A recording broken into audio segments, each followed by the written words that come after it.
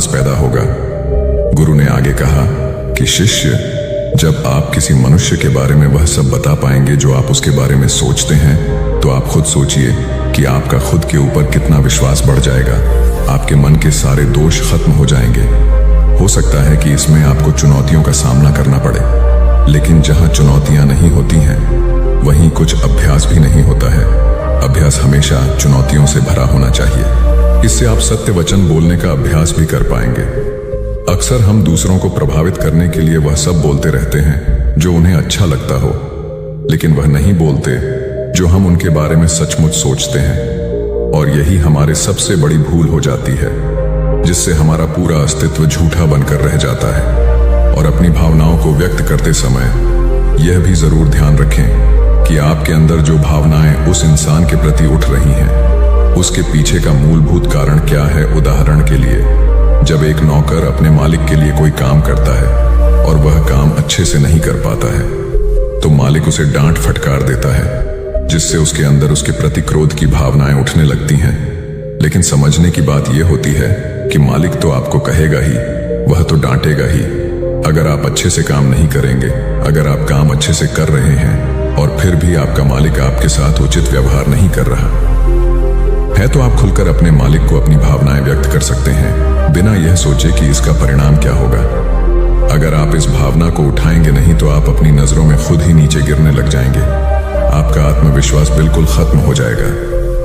दूसरा अभ्यास जो तुम्हें 21 दिनों तक करना है, वह यह है कि जो भी घटनाएं तुम्हारे साथ घटित होती हैं, कम से कम आपके जीवन में एक ऐसा इंसान होना चाहिए जिसके सामने तुम अपने दिल की बात रख सकते हो। चाहे अच्छी बात हो, चाहे बुरी बात हो, वह सब बातें तुम बिना कुछ सोचे विचारे, बिना कुछ डर से कि वो इंसान तुम्हारे बारे में क्या सोचेगा, तुम उस इंसान को अपनी सारी बातें बता सको और वह इंसान तुम्हारी सारी बातें सुनने के बाद तुम्हारे लिए कोई छवि पैदा ना करें। ऐसे इंसान अपने जीवन में खोजो और उनके सामने अपनी सारी भावनाएं व्यक्त करने की कोशिश करो। दिन में जो कुछ भी घटित होता है, अच्छा लगता है या बुरा होता है, किसी के प्रति आकर्षण होता है, उसको एक दोस्त की तरह बताने का प्रयास करें। इससे यह पता चल जाएगा कि तुम्हारा मन घटनाओं के प्रति किस प्रकार की भावनाएं पैदा करता है। तुम अपने मन की सारी बातें कह दो ताकि तुम्हारे अंदर की भावनाएं, तुम्हारे अंदर में जो विचार उत्पन्न हो रहे हैं, वह पूरी तरह खाली हो जाएं। तीसरा अभ्यास जो तुम्हारे मन को खाली रखेगा, वह है योग्य निद्रा का अभ्यास। देखते ही देखते यह चर्चा खत्म करते हुए गुरु और शिष्य उस जंगल को पार करके अपने आश्रम में पहुंच चुके थे। तो दोस्तों, उम्मीद है इस वीडियो से आपको काफी कुछ सीखने को मिला होगा, और अगर कुछ सीखने को मिला हो तो हमारे इस वीडियो को लाइक, शेयर, सब्सक्राइब जरूर कर लीजिएगा, और साथ ही कमेंट में नमो बुद्धाय जरूर लिखिएगा। धन्यवाद। अरे यह भी कोई काम है। इसके बाद उन्होंने ढेर सारे तथ्यों के साथ अपने काम को महत्वहीन बताने की कोशिश की। उन्होंने यह भी कहा कि इस समय जो काम मेरे जिम्मे है, उसके आधार पर दूसरे संस्थान में नौकरी भी नहीं मिलेगी। इस बात को मुकेश के रिपोर्टिंग मैनेजर मिस्टर कुमार को बताया गया। वह सुलझे हुए इंसान हैं। उन्होंने तरीके से मुकेश को समझाया कि उनका काम कैसे महत्वपूर्ण है। मिस्टर कुमार ने उनसे पूछा, मुकेश पहले अपने काम के बारे में बताइए।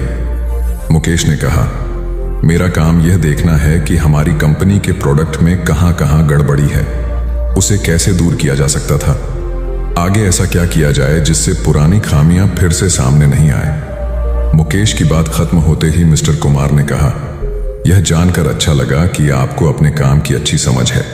जैसा आपने कहा है, उसके अनुसार आपका काम प्रोडक्ट को कैसे बेहतर बनाया जाए और उसके निर्माण के दौरान की खामियों को दूर करने से जुड़ा है। मुकेश ने हाँ में सर हिलाया। इसके बाद मिस्टर कुमार ने पूछा, जब प्रोडक्ट को लेकर इतनी बड़ी ही जिम्मेदारी कंपनी ने आपको दी है, तब आप अपने काम को महत्वहीन क्यों समझते हैं? एक आम धारणा है कि जो लोग प्रोडक्ट के निर्माण से सीधे जुड़े हैं, वही मेनस्ट्रीम में काम करते हैं, लेकिन हर काम मेनस्ट्रीम का होता है। अगर ऐसा नहीं होता तो कंपनी आपके ऊपर खर्च नहीं करती। कंपनी को पता है कि आपके काम का परिणाम प्रोडक्ट पर दिखेगा। इसलिए इस बात को मन से निकालिए कि आप जो काम कर रहे हैं उसकी पूछ नहीं है। ध्यान से देखेंगे तो लगेगा कि आपका काम ही सबसे महत्वपूर्ण है, एकता और समझदारी। ऊंचे आकाश में सफेद कबूतरों की एक टोली उड़कर जा रही थी। बहुत दूर जाना था उन्हें, लंबा रास्ता था। सुबह से उड़ते उड़ते थकान होने लगी थी। सूरज तेजी से चमक रहा था। कबूतरों को भूख लगने लगी थी। तभी उन्होंने देखा कि नीचे जमीन पर चावल के बहुत से दाने पड़े थे। कबूतरों ने एक दूसरे से कहा, चलो भाई, थोड़ी देर रुककर कुछ खा लिया जाए, फिर आगे जाएंगे। एक बुजुर्ग कबूतर ने चारों ओर देखा। वहां दूर दूर तक कोई घर या मनुष्य दिखाई नहीं दे रहा था। फिर चावल के ये दाने यहां कहां से आए? बुजुर्ग कबूतर ने बाकी कबूतरों को समझाया, मुझे लगता है कि यहां कुछ गड़बड़ है, तुम लोग नीचे मत उतरो। लेकिन किसी ने भी उसकी बात नहीं सुनी। सभी कबूतर तेजी से उतरे, दाना चुगने लगे। इतने बढ़िया दाने बहुत दिनों के बाद खाने को मिले थे। वे बहुत खुश थे। जब सभी ने भरपेट खा लिया तो बोले, चलो भाई, अब आगे चला जाए। लेकिन यह क्या? जब उन्होंने उड़ने की कोशिश की तो उड़ ही नहीं पाए। दोनों के साथ साथ वहां एक चिड़ीमार का जाल भी था जिसमें उनके पांव फंस गए थे। उन्हें अपनी गलती पर पछतावा हुआ। बूढ़ा कबूतर पेड़ पर बैठकर सब देख रहा था। उसने जब अपने साथियों को मुसीबत में देखा तो फौरन उड़ा और चारों ओर देखा। दूर उसे चिड़ीमार आता दिखाई दिया।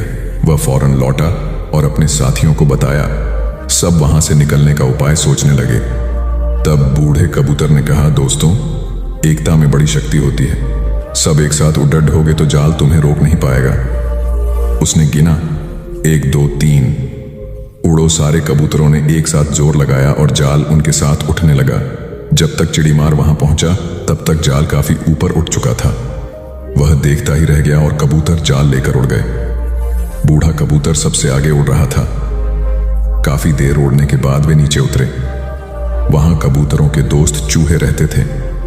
चूहों ने अपने तेज दांतों से जाल काट दिया। इस तरह बूढ़े कबूतर की समझदारी और साथ मिलकर काम करने से सभी कबूतर बच गए। एक शहर में एक बहुत अमीर व्यक्ति रहता था। उसका नाम तो था धनीमल, लेकिन था वह बेहद कंजूस। उसका कहना था कि अगर आप अपना पैसा अपने पास रखेंगे तो सबको पता चल जाएगा कि आपके पास बहुत पैसे हैं। फिर चोर डाकू आपके पीछे पड़ जाएंगे और सारा पैसा गुजरात को आकर गड्ढे में देख लेता था कि उसका सोना वहां है या नहीं। उसे विश्वास था कि कोई भी चोर इस जगह के बारे में नहीं जान पाएगा, लेकिन ऐसा नहीं हुआ। धीरे धीरे पूरे शहर में यह चर्चा होने लगी कि धनीमल रात में शहर के बाहर जाकर कुछ करता है। एक रात जब उसने गड्ढा खोद कर देखा तो सोना वहां से गायब था। उसे गहरा सदमा लगा और वह चीख कर रोने लगा। उसके रोने की आवाज सुनकर बहुत से लोग वहां आ गए। धनीमल रो रो कर अपना दुख बताने लगा। तब उसके एक पड़ोसी से उसे कहा, धनीमल, तुम एक भारी पत्थर इस गड्ढे में रख दो और समझ लो कि वही तुम्हारा सोना है। यह सुनकर धनीमल को बहुत गुस्सा आया। तुम मेरे सोने को पत्थर जैसे बता रहे हो। वह बोला, देखो धनीमल, वह सोना तुम कभी इस्तेमाल तो करते नहीं थे। एक पत्थर की तरह यहां उसे दबा कर रख दिया था, तो फिर यहां सोना हो या पत्थर, क्या फर्क पड़ जाता है? उसका पड़ोसी बोला, बात तो ठीक ही थी। धनीमल ने बहुमूल्य सोने को पत्थर के समान मूल्यहीन बना दिया था। उसके बाद धनीमल ने मेहनत करके फिर पैसे कमाए, लेकिन अब वह कंजूस नहीं रहा था। अपने पैसे को वह अपने ऊपर और दूसरे लोगों की सहायता के लिए खर्च करता था। अंधी का बेटा। एक औरत थी जो अंधी थी, जिसके कारण उसके बेटे को स्कूल में बच्चे चिढ़ाते थे कि अंधी का बेटा आ गया। हर बात पर उसे ये शब्द सुनने को मिलता था कि अंधी का बेटा। इसलिए वो अपनी माँ से चिढ़ता था, उसे कहीं भी अपने साथ लेकर जाने में हिचकता था, उसे नापसंद करता था। उसकी माँ ने उसे पढ़ाया और उसे इस लायक बना दिया कि वो अपने पैरों पर खड़ा हो सके। लेकिन जब वो बड़ा आदमी बन गया तो अपनी माँ को छोड़ अलग रहने लगा। एक दिन एक बूढ़ी औरत उसके घर आई और गार्ड से बोली, मुझे तुम्हारे साहब से मिलना है। जब गार्ड ने अपने मालिक से बोल तो मालिक ने कहा कि बोल दो, मैं अभी घर पर नहीं हूँ। गार्ड ने जब बुढ़िया से बोला कि वो अभी नहीं है तो वो वहां से चली गई।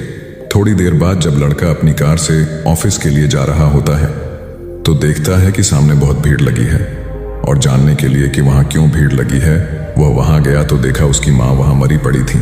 उसने देखा कि उसकी मुट्ठी में कुछ है। उसने जब मुट्ठी खोली तो देखा कि एक लेटर जिसमें यह लिखा था कि बेटा, जब तू छोटा था तो खेलते वक्त तेरी आंख में सरिया ढंस गई थी और तू आंधा हो गया था, तो मैंने तुम्हें अपनी आंखें दे दी थी। इतना पढ़कर लड़का जोर जोर से रोने लगा। उसकी माँ उसके पास नहीं आ सकती थी। दोस्तों, वक्त रहते ही लोगों की वैल्यू करना सीखो। माँ बाप का कर्ज हम कभी नहीं चुका सकते। हमारी प्यास का अंदाज भी अलग है दोस्तों। कभी समंदर को ठुकरा देते हैं तो कभी आंसू तक पी जाते हैं। जीवन साथी सबसे अजीज होता है। कॉलेज में हैप्पी मैरिड लाइफ पर एक कार्यक्रम हो रहा था, जिसमें कुछ शादीशुदा जोड़े हिस्सा ले रहे थे। जिस समय प्रोफेसर मंच पर आए, उन्होंने नोट किया कि सभी पति पत्नी शादी पर जोक कर हंस रहे थे।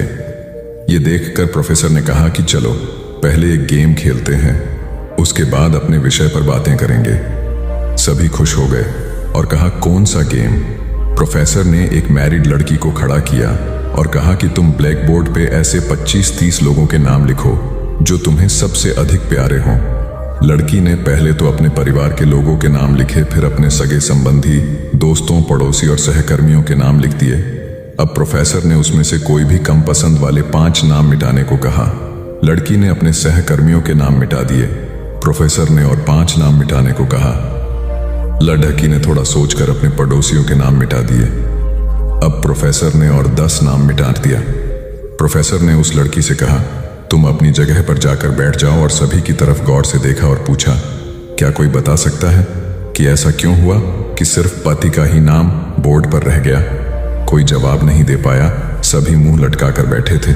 प्रोफेसर ने फिर उस लड़की को खड़ा किया और कहा, ऐसा क्यों?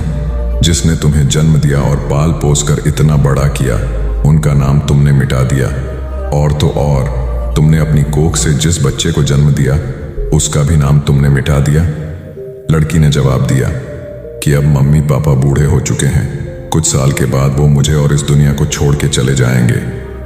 मेरा बेटा जब बड़ा हो जाएगा तो जरूरी नहीं कि वो शादी के बाद मेरे साथ ही रहे, लेकिन मेरे पति जब तक मेरी जान में जान है, तब तक मेरा आधा शरीर बन के मेरा साथ निभाएंगे। इसलिए मेरे लिए सबसे अजीज मेरे पति हैं। प्रोफेसर और बाकी स्टूडेंट ने तालियों की गूंज से लड़की को सलामी दी। प्रोफेसर ने कहा, तुमने बिल्कुल सही कहा कि तुम और सभी के बिना रह सकती हो, पर अपने आधे अंग अर्थात अपने पति के बिना नहीं रह सकती। मजाक मस्ती तक तो ठीक है, पर हर इंसान का अपना जीवन साथी ही उसको सबसे ज्यादा अजीज होता है। दिमाग का इस्तेमाल कर पक्ष में करें परिस्थितियां। एक शेर जंगल में शिकार पर निकला था। एक लोमड़ी अचानक उसके सामने आ गई। लोमड़ी को लगा कि अब उसे कोई नहीं बचा सकता है, लेकिन उसने हार नहीं मानी और अपनी जान बचने के लिए एक तरकीब सोची। लोमड़ी ने शेर से कड़े शब्दों में कहा, तुम्हारे पास इतनी ताकत नहीं कि मुझे मार सको। यह सुनकर शेर थोड़ा अचंभित हुआ। उसने पूछा, तुम ऐसा कैसे कह सकती हो? लोमड़ी ने अपनी आवाज और जैसी परेशानी बार बार नहीं आती, अगर आती भी है तो आसानी से हल हो जाती है। सिकंदर की बात सुनकर रोहित को अपनी गलती का एहसास हुआ। उसे एहसास हुआ कि शुरुआती सफलता के बाद उसने सीखना एकदम छोड़ दिया था। यही वजह है कि अपने व्यापार में होने वाले नुकसान का आकलन वह नहीं कर पाया। जीवन में सफल होने के लिए सीखते रहना जरूरी है। इंसान को हमेशा सीखते रहना चाहिए। इससे उसके भीतर नकारात्मक विचार नहीं आते हैं, बल्कि उसमें सकारात्मक बदलाव आता रहता है और सफलता की सीढ़ियां चढ़ता रहता है। सीखते रहने वाले व्यक्ति को सफलता के अवसर भी ज्यादा मिलते हैं। सबसे बड़ी बात यह है कि इस तरह के व्यक्ति में अहंकार नहीं होता। जिसके मन में अहंकार होगा वह कभी सीखने का प्रयास नहीं करेगा। घमंड कुल्हाड़ी हुई निरुत्तर। एक बार कुल्हाड़ी और लकड़ी के एक डंडे में विवाद छिड़ गया। दोनों स्वयं को शक्तिशाली बता रहे थे। हालांकि लकड़ी का डंडा बाद में शांत हो गया, किंतु कुल्हाड़ी का बोलना जारी रहा। कुल्हाड़ी में घमंड अत्यधिक था।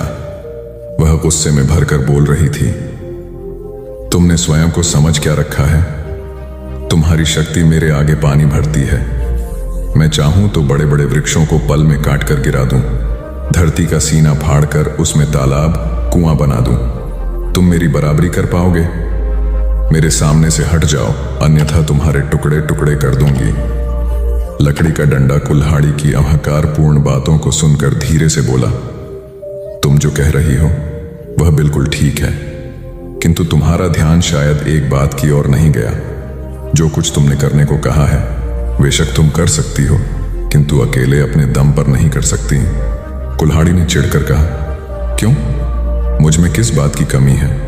डंडा बोला, जब तक मैं तुम्हारी सहायता न करूं, तुम यह सब नहीं कर सकती हो। जब तक मैं हत्या बनकर तुम में न लगाया जाऊं, तब कोई किसे पकड़कर तुमसे ये सारे काम लेगा? बिना हत्थे की कुल्हाड़ी से कोई काम लेना असंभव है।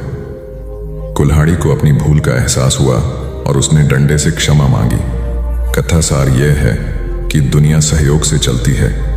जिस प्रकार ताली दोनों हाथों के मेल से बजती है, उसी प्रकार सामाजिक विकास भी परस्पर सहयोग से ही संभव होता है। यदि जीवन का संतुलन बिगड़ा और थकान आई तो समझ लीजिए कि बीमारी आई, और यदि वापस ऊर्जा अर्जित करने के लिए विश्राम किया जा रहा है तो ऐसी थकान वरदान भी साबित हो सकती है।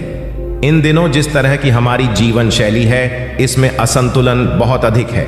सुबह उठने से लेकर रात को सोने तक शरीर की कुछ नियमित क्रियाएं हैं, आदमी उसे भूल गया है। गौतम बुद्ध बहुत काम करते पर कभी थकते नहीं थे। आज भी कई साधु संत उतना ही परिश्रम कर रहे हैं जितना एक कॉर्पोरेट जगत का सफल व्यक्ति करता है, और जब वे रात को सोते हैं तो पूरी बेफिक्री के साथ। बुद्ध से उनके शिष्यों ने एक बार पूछा था, आप थकते नहीं? बुद्ध का उत्तर था, जब मैं कुछ कर, ये क्रियाएं अपने आप में एक विश्राम है, करने वाला कोई और है, हम तो महज उसके हाथों की कठपुतली हैं। यह मनोभाव भी थकान को मिटाएगा। क्या दिक्कत है ऐसा सोच लेने में? महात्मा बुद्ध ज्ञान प्राप्ति के लिए घोर तप में लगे थे। उन्होंने शरीर को काफी कष्ट दिया, यात्राएं की, घने जंगलों में कठिन साधना की, पर आत्मज्ञान की प्राप्ति नहीं हुई। निराश हो बुद्ध सोचने लगे, मैंने अभी तक कुछ भी प्राप्त नहीं किया, अब आगे क्या कर पाऊंगा? निराशा, अविश्वास के इन नकारात्मक भावों ने उन्हें क्षुब्ध कर दिया। कुछ ही क्षणों के बाद उन्हें प्यास लगी। वे थोड़ी दूर स्थित एक झील तक पहुंचे। वहां उन्होंने एक दृश्य देखा कि एक नन्ही सी गिलहरी के 2 बच्चे झील में डूब गए। पहले तो वह गिलहरी जड़वत बैठी रही, फिर कुछ देर बाद उठकर झील के पास गई, अपना सारा शरीर झील के पानी में भिगोया और फिर बाहर आकर पानी झाड़ने लगी। ऐसा वह बार बार करने लगी। बुद्ध सोचने लगे कि इस गिलहरी का प्रयास कितना मूर्खतापूर्ण है। क्या कभी यह इस झील को सुखा सकेगी? किंतु गिलहरी का यह क्रम लगातार जारी था। बुद्ध को लगा मानो गिलहरी कह रही हो कि यह झील कभी खाली होगी या नहीं, यह मैं नहीं जानती, किंतु मैं अपना प्रयास नहीं छोड़ूंगी। अतः उस छोटी सी गिलहरी ने भगवान बुद्ध को अपने लक्ष्य मार्ग से विचलित होने से बचा लिया। वे सोचने लगे कि जब यह नन्ही गिलहरी अपने लघु सामर्थ्य से झील को सुखा देने के लिए दृढ़ संकल्पित है तो मुझ में क्या कमी है? मैं तो इससे 1000 गुना अधिक क्षमता रखता हूं। यह सोचकर गौतम बुद्ध पुनः अपनी साधना में लग गए और एक दिन बोधि वृक्ष तले उन्हें ज्ञान का आलोक प्राप्त हुआ। यह कथा असफलता के बावजूद प्रयासों की निरंतरता पर बल देती है। यदि हम पूर्ण होने पर बुद्ध ने उसकी तरफ देखा और उसे बहुत स्नेह से दुलारा। उनका निश्चल प्रेम देखकर सर्प का विष अमृत बन गया और यक्ष ने श्रद्धापूर्वक बुद्ध को नमन किया। कहानी का सार यह है कि मन की कलुषता पर एकाग्रता, स्नेह और संभव से ही विजय प्राप्त की जा सकती है। बौद्ध भिक्षु बोधि धर्म भ्रमण करते हुए एक गांव में पहुंचे। लोग उनका बहुत आदर करते थे। बोधि धर्म व उनके शिष्यों का ग्रामीणों ने हार्दिक सत्कार किया और फिर उनके पवित्र वचनों को सुनने के लिए उनके आसपास एकत्रित हो गए। बोधि धर्म लोगों को धर्म और आचरण विषयक अच्छी बातें सरल भाषा में समझाने लगे। तभी वहां एक व्यक्ति आया और बोधि धर्म को अपशब्द कहने लगा। उपस्थित जनसमूह ने उसे रोकने का बहुत प्रयास किया, किंतु वह नहीं माना तथा अनवरत बोधि धर्म को इस आचरण पर कदापि क्रोधित नहीं हुए और लोगों से बोले कि यह भविष्य में मेरा सबसे बड़ा भक्त बनने वाला है। लोगों ने पूछा कि कैसे? बोधि धर्म ने उत्तर दिया, कोई कुम्हार के यहां घड़ा लेने जाता है तो घड़े को बजाकर देखा जाता है कि वह फूटा हुआ तो नहीं है। जब 1-2 रुपए के घड़े को कोई इतनी परख कर सकता है तो भला जिसे गुरु मानना है उसे 10-20 गालियां दिए बगैर कैसे पहचानेगा? पहले वह परीक्षा लेगा कि गुरु में धैर्य, आक्रोश व समता भाव कितना है। यह जानने के बाद ही तो वह गुरु को स्वीकारेगा। इसलिए यह व्यक्ति मुझे निरर्थक ही अपशब्द नहीं कह रहा है और आगे चलकर वास्तव में वह व्यक्ति बोधि धर्म का सबसे बड़ा भक्त बना। किसी को शिक्षा देने से पूर्व स्वयं का आचरण भी तदनुरूप होना चाहिए, तभी गुरु का महान पद मिलता है। वस्तुतः गुरु की गुरुता तभी स्वीकारी जाती है जबकि उसमें सदाचरण के सभी लक्षण मौजूद हों। महात्मा गौतम बुद्ध के श्रावस्ती में प्रवचन चल रहे थे। प्रवचन में नित्य ही बड़ी संख्या में लोग आते और विविध महत्वपूर्ण व गंभीर विषयों पर बुद्ध से ज्ञान ग्रहण करते। बुद्ध का शिष्य वर्ग भी काफी विशाल था, जो प्रवचन स्थल की व्यवस्था संभालता और बुद्ध की सेवा में सदैव तत्पर रहता। एक बार रात के समय